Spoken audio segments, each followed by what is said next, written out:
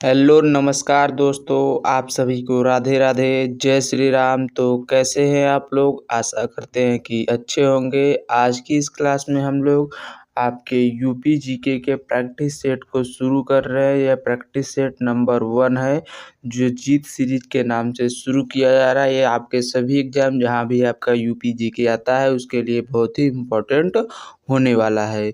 तो पहले हम लोग जो है चैप्टर वाइज इस प्रैक्टिस सेट को करेंगे, उसके बाद इसको मिक्स भी करके आगे जो है करते चलेंगे। तो चलिए बिना किसी देरी के, बिना किसी समय गवाए इस क्लास को शुरू करते हैं। आपसे रिक्वेस्ट है कि क्लास में अंत तक जरूर बने रहिएगा। आपको बहुत ही महत्वपूर्ण प्रश्न इस क्लास में देखने को मिलने वाले हैं। और अपनी तैयारी को मापने के लिए 20 प्रश्नों में कितने प्रश्न आप लोग कर पाते हैं, ये जो कमेंट करके जरूर बताइएगा। तो चलिए क्लास को शुरू करते हैं। आज का हमारा पहला प्रश्न है कि उत्तर प्रदेश का राज्य पक्षी कौन सा है। यानी उत्तर प्रदेश जो है इसका राज्य पक्षी की बात की जाए, क्या गौरैया है, मोर है, तोता है या फिर सारस यानी क्रेन है। तो उत्तर प्रदेश का राज्य पक्षी की बात की जाए तो सारस यानी क्रेन को जो है उत्तर प्रदेश का राज्य पक्षी कहा जाता है। यह जो है प्रेम और समर्पण का प्रतीक होता है। जो सारस पक्षी है यह प्रेम और समर्पण का प्रतीक होता है। अगर इसमें से एक का मृत्यु हो जाए तो दूसरा अपना जो है उसके विरह में अपने प्राण को त्याग देता है। सारस कंजर्वेशन केंद्र की बात की जाए तो सारस कंजर्वेशन एवं रिजर्व सेंटर जो है वो औरैया में स्थित है। वहीं बात करें सरसई नावर झील की, कौन सी यहाँ पर सरलई नावर दिया है, लेकिन सरसई नावर झील की बात की जाए तो सरसई नावर झील जो है आपके इटावा में जो है अवस्थित है, जो इनका प्रमुख आवास है। किसका आवास है? तो सारस का जो है वो प्रमुख आवास है सरसई नावर झील। वही बात करें राजकीय वृक्ष कौन सा है, तो राजकीय वृक्ष आपका अशोक है। राजकीय पुष्प की बात की जाए तो राजकीय पुष्प पलाश है। जो पहले क्या था, तो पहले ब्रह्म कमल था। क्या? पलाश से पहले जो है राजकीय पुष्प कौन सा? ब्रह्म कमल था। और पलाश को कब घोषित किया गया है राजकीय पुष्प? तो 4 जनवरी सन 2011 को जो है पलाश को राजकीय पुष्प घोषित किया गया है। इसी के साथ अगले प्रश्न की तरफ बढ़ जाते हैं। अगला प्रश्न हमारा है कि राजधानी को इलाहाबाद से कहाँ स्थानांतरित किया गया। उत्तर प्रदेश की राजधानी इलाहाबाद थी, तो इलाहाबाद से इसको कहाँ पर स्थानांतरित किया गया है? कानपुर, गोरखपुर, लखनऊ या फिर वाराणसी। तो राजधानी को इलाहाबाद से जो है लखनऊ स्थानांतरित किया गया है। कहाँ स्थानांतरित किया गया है?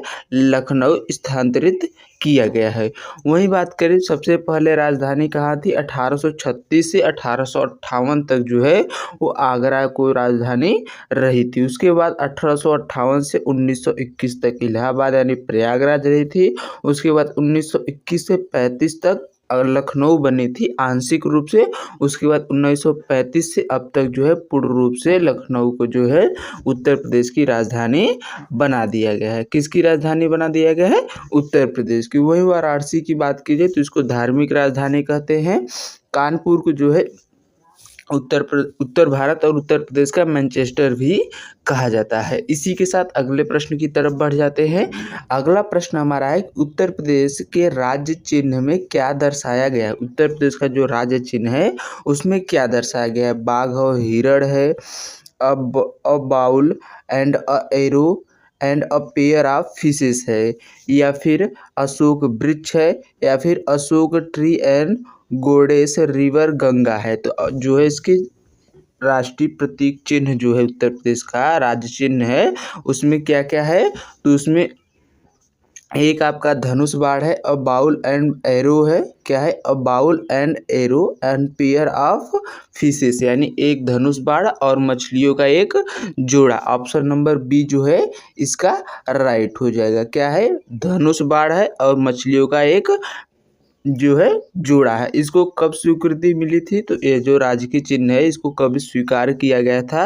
तो इसको 1938 में जो है राजकीय चिन्ह को जो है वह स्वीकार किया गया था। कब स्वीकार किया गया था? 1938 में राजकीय चिन्ह को स्वीकार किया गया था। और इसमें जो धनुष बाण है वो भगवान श्री राम का प्रतीक है। धनुष बाण किसका प्रतीक है? भगवान श्री राम का प्रतीक है। मछलियाँ जो है अवध के नवाबों का प्रतीक है। मछलियाँ किसके प्रतीक है? तो अवध अवध का जो नवाब है उनका प्रतीक है। और जो वृत्त बना होता है, ये वृत्त आपका, ये वृत्त जो राज्य की अखंडता और एकता का प्रतीक है। किसका है? राज्य की अखंडता और एकता का जो है ये वृत्त जो है प्रतीक है। अशोक का वृक्ष क्या है? यह राज्य की हमारा क्या है? वृक्ष है। क्या है? राजकीय वृक्ष क्या है? अशोक का वृक्ष है। वही बात करें आपके अगले प्रश्न की तरफ, तो अगला प्रश्न हमारा है कि क्षेत्रफल की दृष्टि से उत्तर प्रदेश का सबसे बड़ा जिला कौन सा है? क्षेत्रफल की दृष्टि से उत्तर प्रदेश का सबसे बड़ा जिला क्या? सहारनपुर है, सोनभद्र है, हापुड़ या फिर लखीमपुर खीरी है। तो क्षेत्रफल की दृष्टि से उत्तर प्रदेश का सबसे बड़ा जिला आपका लखीमपुर खीरी है। और सबसे छोटे जिले की बात की जाए तो हापुड़ है। कौन सा है? हापुड़ है। क्षेत्रफल में सबसे बड़ा क्षेत्रफल किसका है? लखीमपुर खीरी का। और कितना क्षेत्रफल है? तो 7,680 वर्ग किलोमीटर। और सबसे छोटा क्षेत्रफल में कौन है? हापुड़ है। कितना? 660 वर्ग किलोमीटर। कितना है? 660 वर्ग किलोमीटर हापुड़ का क्षेत्रफल है। किसका क्षेत्रफल है? हापुड़ जो है इसका 660 जो है क्षेत्रफल है। इसके पुराने नाम की बात की जाए तो इसका पुराना नाम हापुड़ का पंचशील नगर था। और इसके गठन की बात की जाए तो 28 सितंबर सन 2011 को जो है हापुड़ का गठन किया गया था। कब किया गया था? 28 सितंबर सन 2011 को। वही बात करें आपका सोनभद्र सबसे दक्षिणी जिला है उत्तर प्रदेश का। और सहारनपुर सबसे उत्तरी जिला है। इसी के साथ अगले प्रश्न की तरफ बढ़ जाते हैं। एक सेकेंड। अगला प्रश्न हमारा है कि 82.5 डिग्री पूर्वी देशांतर रेखा जो है 82.5 डिग्री पूर्वी देशांतर रेखा उत्तर प्रदेश से कहाँ से गुजरती है? गाजीपुर से, मिर्जापुर, गोरखपुर या फिर लखनऊ से। 82.5 डिग्री पूर्वी देशांतर रेखा जो है वो मिर्जापुर से गुजरती है। जो मिर्जापुर का अमरावती स्टेशन है उससे होकर जो है गुजरती है। कहाँ से? मिर्जापुर के अमरावती स्टेशन से जो है 82.5 डिग्री पूर्वी देशांतर रेखा जो है वह होकर गुजरती है। बात करें इस रेखा की तो यह रेखा जो है वो 5 स्टेट जो है उनसे होकर गुजरती है। उत्तर प्रदेश, मध्य प्रदेश, छत्तीसगढ़, उड़ीसा, आंध्र प्रदेश से जो है इन राज्यों से होकर जो है 82.5 डिग्री पूर्वी देशांतर रेखा गुजरती है। जो मानक समय से 5 घंटा 30 मिनट जो है आगे है। और पाकिस्तान के जो है मानक समय से 30 मिनट जो है आगे है। कौन सी? मानक जो हमारे समय रेखा 82.5 डिग्री पूर्वी देशांतर रेखा जो है। इसी के साथ अगले प्रश्न की तरफ बढ़ते हैं। तो अगला प्रश्न हमारा है कि निम्नलिखित में से कौन एक बेमेल है? एक बेमेल शब्द है, उस एक बेमेल है उसको बताना है। क्या जो है राजकीय वृक्ष अशोक है, सारस यानी क्रेन जो है वो राजकीय पक्षी है, पलाश राजकीय पुष्प है, राजकीय पशु नीलगाय है। तो इनमें से बात करें कौन सा बेमेल है? तो राजकीय पशु नीलगाय नहीं, 12 सिंघा होता है। क्या होता है?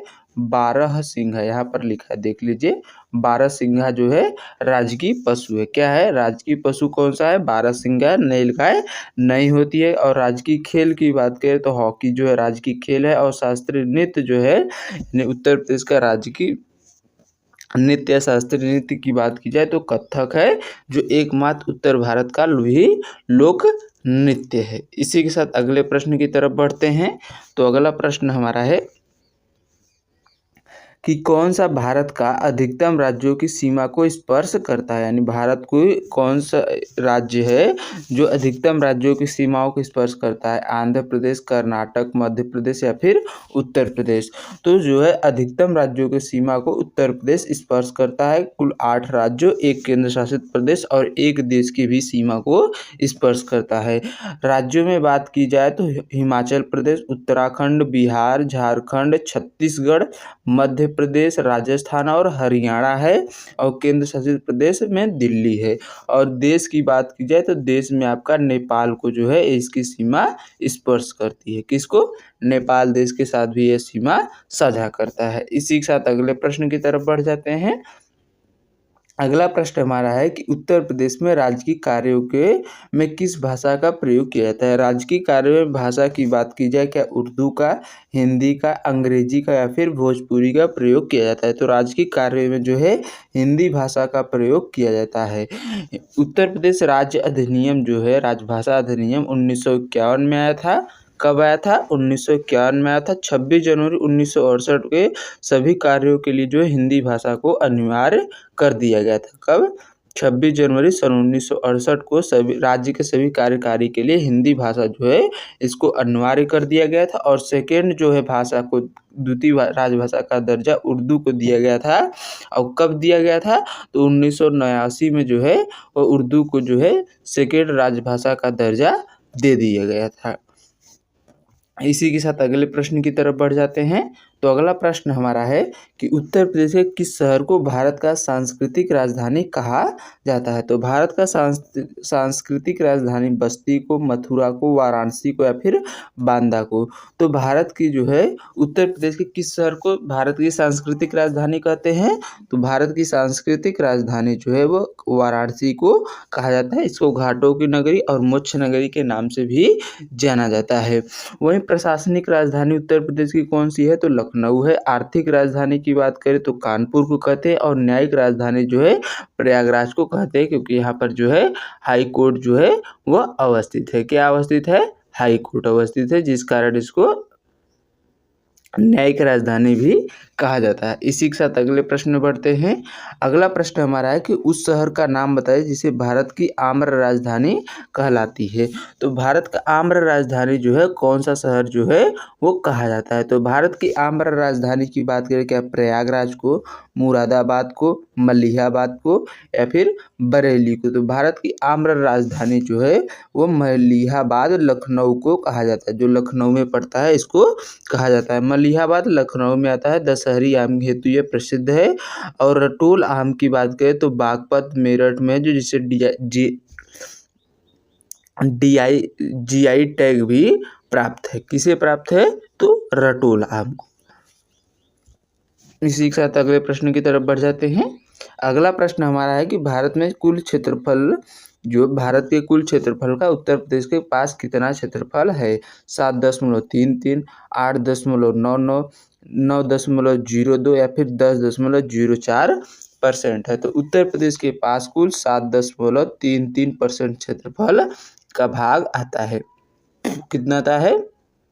7.33% भाग जो है वह उत्तर प्रदेश के पास आता है, जो चौथे नंबर पे क्षेत्रफल की दृष्टि से है। और क्षेत्रफल इसका कुल कितना है? 2,40,928 वर्ग किलोमीटर जो है इसका क्षेत्रफल आता है। पहले नंबर पे राजस्थान है जिसका 10.4% है। दूसरे नंबर पर मध्य प्रदेश 9.38%। उसके बाद महाराष्ट्र है 9.36% और चौथे नंबर पर आपका उत्तर प्रदेश है 7.33% के साथ चौथे नंबर पर जो है उत्तर प्रदेश जो है क्षेत्रफल की दृष्टि से जनसंख्या में सबसे पहले नंबर पर है। इसी के साथ अगले प्रश्न में बढ़ते हैं। अगला प्रश्न हमारा है किस स्मारक से जुड़वा मछली का राजकीय चिन्ह जो है वह अंगीकृत किया गया है? तो कौन सा स्मारक है? बुलंद दरवाजा, रूमी दरवाजा, लखी दरवाजा या फिर दिल्ली गेट? तो इमारत की बात की जाए तो रूमी दरवाजा जो है इससे जो है वो आपके जो है जुड़वा मछली का चिन्ह लिया गया। इसको आसूफ-उद-दौला के द्वारा जो है इसका निर्माण करवाया गया था। किसके द्वारा? नवाब आसूफ-उद-दौला के द्वारा जो है इसका निर्माण 1784 AD में किया गया था। इसकी ऊंचाई की बात करें तो इसकी ऊंचाई जो रूमी दरवाजा है यह 60 फीट ऊंचा है। लखनऊ में यह अवस्थित है। कहाँ पर अवस्थित है? तो लखनऊ में यह अवस्थित है। इसी के साथ अगले प्रश्न की तरफ बढ़ते हैं।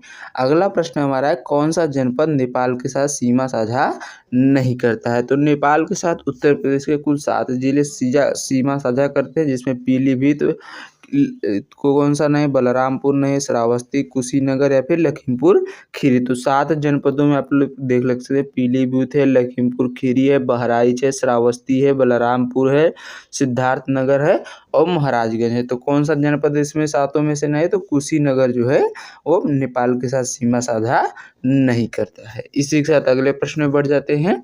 अगला प्रश्न हमारा है कि कौन सा जनपद उत्तरांचल, हरियाणा और हिमाचल प्रदेश के साथ सीमा बनाता है? वो कौन सा जनपद है? जो इन तीनों के साथ सीमा बनाता है, क्या सहारनपुर है, मेरठ है, मुजफ्फरनगर या फिर सोनभद्र है।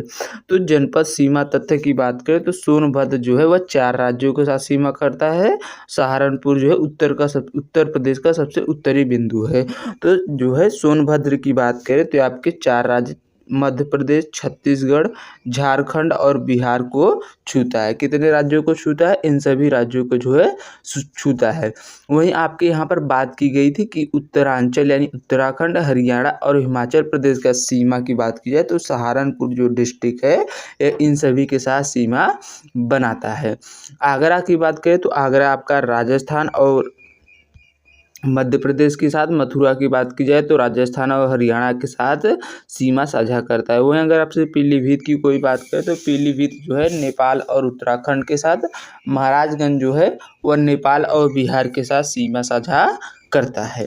इसी के साथ आज के अगले प्रश्न की तरफ बढ़ते हैं। तो आज का हमारा अगला प्रश्न है कि उत्तर प्रदेश का सबसे पूर्वी शहर निम्नलिखित में से कौन सा है। तो सबसे पूर्वी शहर की बात करके अब बलिया है, आजमगढ़ है, बाराबंकी है या फिर बस्ती है। तो सबसे पूर्वी शहर जो है वह उत्तर प्रदेश का बलिया जनपद है। कौन सा जनपद है? सबसे पूर्वी शहर बलिया है। सबसे उत्तरी की बात करें सहारनपुर, सबसे दक्षिणी सोनभद्र, सबसे पश्चिमी जो है वह शामली और सबसे पूर्वी बलिया जनपद है। आपसे पूछी जाए अगर कोई कि शामली यानी पूर्व से पश्चिम तक की कुल दूरी कितनी है तो 650 किलोमीटर जो है वो पूर्व से पश्चिम तक की कुल दूरी है। और वहीं आपसे उत्तर से दक्षिण तक की बात की जाए यानी उत्तर से दक्षिण इनके बीच की दूरी कितनी है तो 240 किलोमीटर जो है इनके बीच, और इनके बीच 650 किलोमीटर की जो दूरी होती है। इसी के साथ अगले प्रश्न की तरफ बढ़ जाते हैं। अगला प्रश्न हमारा है कि जिलों का उत्तर से दक्षिण का सही क्रम कौन सा है? क्या सिद्धार्थ नगर, संत कबीर नगर, अंबेडकर नगर और संत रविदास नगर, या फिर अंबेडकर नगर, सिद्धार्थ नगर और संत कबीर नगर है, या फिर संत कबीर नगर, अंबेडकर नगर और सिद्धार्थ नगर, या फिर नन ऑफ दीज है।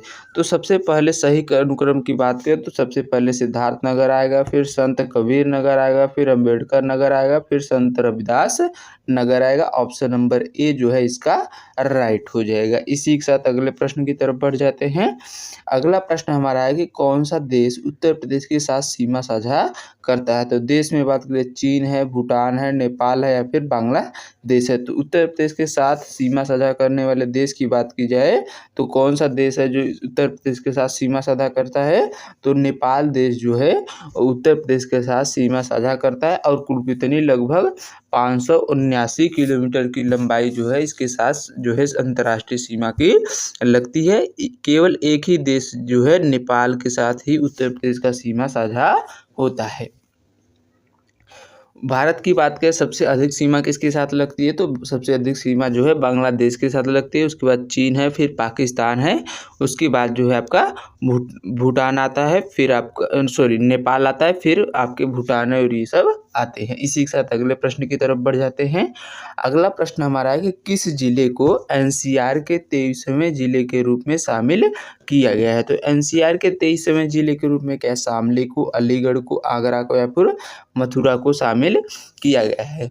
तो आपके एनसीआर के 23वें जिले में शामिल उत्तर प्रदेश के एनसीआर में जो है 8 जिले हैं। कौन कौन से हैं? मेरठ है, गाजियाबाद है, गौतम बुद्ध नगर है, बुलंदशहर है, हापुड़, बागपत, शामली और मुजफ्फरनगर। तो 23वें जिले के रूप में जो है शामली को शामिल किया गया है। कौन से जनपद को? शामली को जो है वो 23वें जनपद के रूप में जो है एनसीआर में शामिल किया गया है। इसी के साथ अगले प्रश्न में बढ़ते हैं। अगला प्रश्न हमारा है कि किस वर्ष उत्तर प्रदेश को बंगाल प्रेसिडेंसी से अलग कर आगरा प्रेसिडेंसी के अधीन किया गया था। वह कौन सा वर्ष है जिसमें जो है इसको किया गया था? 1832 में, 1833 में, 1834 या फिर 1835 में। तो कौन से अधिनियम के द्वारा इसको अलग किया गया था? तो 1833 के चार्टर एक्ट के गठन के तहत जो है इसको आगरा का केंद्र बनाया गया था। कौन से अधिनियम के द्वारा? 1833 के अधिनियम के द्वारा जो है इसको अवध के जो है बंगाल प्रेसिडेंसी से अलग करके आगरा प्रेसिडेंसी के अधीन इसको बनाया गया और आगरा को जो है इसका केंद्र बनाया गया था? उत्तर प्रदेश को। इसी के साथ अगले प्रश्न में बढ़ते हैं। तो आज के लिए इतने ही प्रश्न थे और यह क्लास आपकी यहीं पर समाप्त होती है। आप लोगों से हम जानना चाहेंगे कि आप लोगों के 20 प्रश्न में कितने प्रश्न सही हुए, आप लोग कमेंट करके ज़रूर बताइएगा। अगर आपको यह प्रैक्टिस सेट अच्छी लगी हो और आपकी तैयारी में मदद कर रहा है तो आप लोग अपना फीडबैक ज़रूर दीजिएगा। अगर अच्छा लगे तो अपने दोस्तों को भी क्लास शेयर कर दीजिएगा। और इसके PDF के लिए आप लोग हमारे टेलीग्राम चैनल जो है उसको ज्वाइन कर सकते हैं।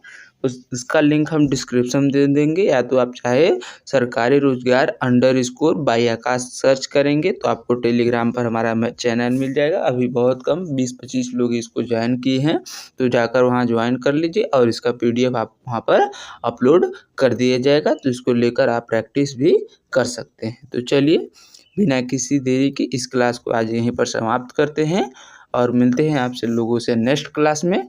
तब तक के लिए आप लोग अपना ध्यान रखिए। जय हिंद, जय भारत।